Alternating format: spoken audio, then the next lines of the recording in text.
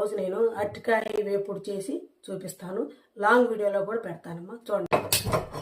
First oil వేసుకుంటున్నానమ్మా. వెజిటేరియనే తింటానమ్మా. అసలు నాన్ వెజ్ నేను ఎక్కువ శాతం నేను వెజిటేరియన్ తింటా. అయితే నేను ఒక గరిట ఆయిల్ వేసుకున్నాను. తర్వాత తాలింపు గింజలు వేసుకుంటున్నాను. చూడండి ఎన్ని కష్టాలోనమ్మా. చూడండి, ఎవరన్నా తీసేవాడు లేకపోతే అన్ని బాధలు. నాకు తెలిసింది చేసుకుంటున్నానమ్మా. నేనైతే ఇట్లా చేసుకుంటాను. తర్వాత తాలింపు గింజలు వేసినాక ఉల్లిపాయ ముక్కలు వేసుకున్నానమ్మా.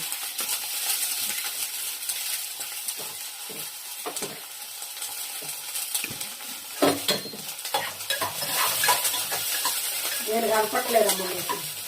ఉల్లిపాయ ముక్కలు వేసినా కొంచెం పసుపు వేసాను. తర్వాత అల్లం వెల్లుల్లి నూరుకుంటున్నానమ్మా. కొంచెం ఫస్ట్ ఒక గరిట ఆయిల్ వేసి తాలింపు గింజలు వేసి ఉల్లిపాయ వేసానమ్మా. తర్వాత అల్లం వెల్లుల్లి పేస్ట్ అంతా కొంచెం వేసుకున్నాను. ఇది పక్కన పెట్టుకోవాలమ్మా. ఈ రోలు జారి పెట్టి కాలు మీద పడిందంటే మామూలు ఇరుకిళ్ళు. మనం వంటగాడంటే ఇరుకిళ్ళే. మా ఇల్లు అయితే మాత్రం ఇవి వేగినాక తర్వాత అరటికాయ ముక్కలు వేసుకున్నానమ్మా. అరటికాయ ముక్కలు ఇలా ఉల్లిపాయలు మగ్గినాక కొంచెం వేసుకుంటున్నాను. నెక్స్ట్ ఇట్లా ఒక 10 నిమిషాలు మగ్గబెట్టుకోవాలి.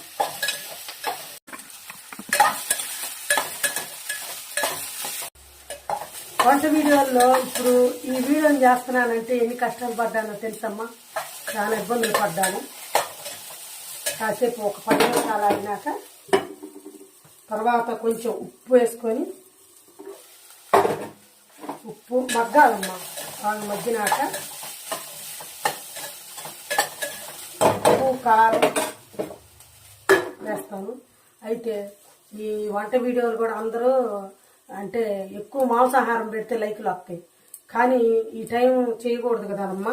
ఇక ఎక్కడి నుంచి నేను కూడా వంట చేస్తాను. తప్పకుండా నాకు సపోర్ట్ ఇవ్వండి. ఎంత కష్టమో తెలుసమ్మా. ఇటు మామూలు విషయం కాదు. జనం చెప్పుకోవటమే వాళ్ళకి డబ్బులు వస్తున్నాయి కదా, ఇదే మాట అమ్మా. మాటల్ని తట్టుకోలేకపోతున్నాను సార్. అయితే ఒకటి గుర్తుపెట్టుకోండి అమ్మా, ఎప్పుడైనా మనం ఎదుగుతున్నప్పుడు చెవులు మూసుకోవాలి, ఎదిగినాక నోరు మూసుకోవాలమ్మా. అది రెండు మగ్గుతున్నాయి. ఈ వీడియోని ఎడిట్ చేయాలంటే ఎంత టైం తీసుకుంటుందో తెలుసమ్మా. తప్పకుండా అర్థం చేసుకోండి అమ్మా, ఓకే. అందుట్లో ఈ వర్షాలు పడ్డాయి కదమ్మా, మనకు అన్నీ దొరకల. కొత్తిమీర కోసం ఎంత ఇబ్బంది పడ్డానో నేను తినేదే మీకు చూపిస్తున్నానమ్మా, ఓకే. డైలీ పెడతాను వీడియోస్, ఓకే, చూడండి.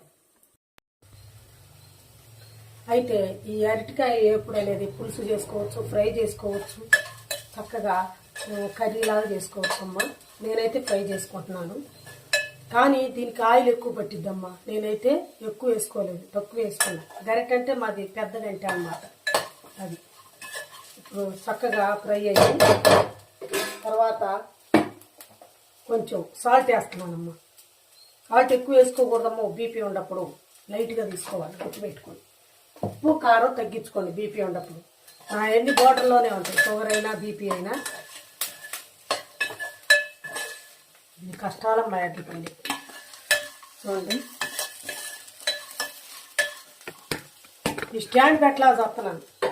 అన్నీ సాట్లే ఎడ్లపల్లికి. టేస్ట్ చూస్తా కొద్దిగా ఉప్పు సరిపోయిందో లేదో.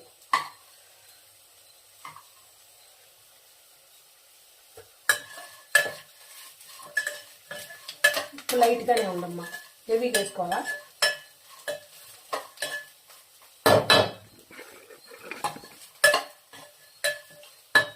తర్వాత సాల్ట్ వేసాక కారం కూడా కొద్దిగా వేసుకుంటున్నానమ్మా.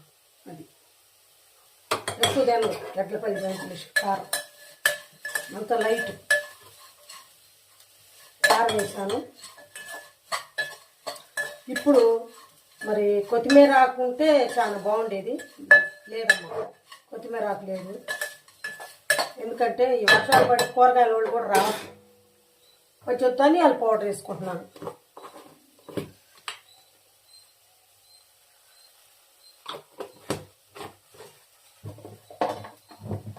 ఈ వంటగా చిన్నగా అన్నీ ఇరికే, అయినా ఇరికైతే మంచిదేనమ్మా. ఎప్పుడైనా ఇంత పెద్ద పెద్ద ఇళ్ళల్లో మన వల్ల కాదు సాగి చేయాలి. చక్కగా కుదురుగా చిన్న చిన్న ఇళ్ళే బాగుంటాయి. ఒక మనిషికి నేను ఒక్కదాన్ని కాదు. అరటికాయ ఎప్పుడైతే అయిపోయిందమ్మా, దీంట్లో కనుక సాంబారు ఉంటే చాలా బాగుంటుందమ్మా. ఓకే బాయ్ మా మెట్లపల్లి తెలిసి.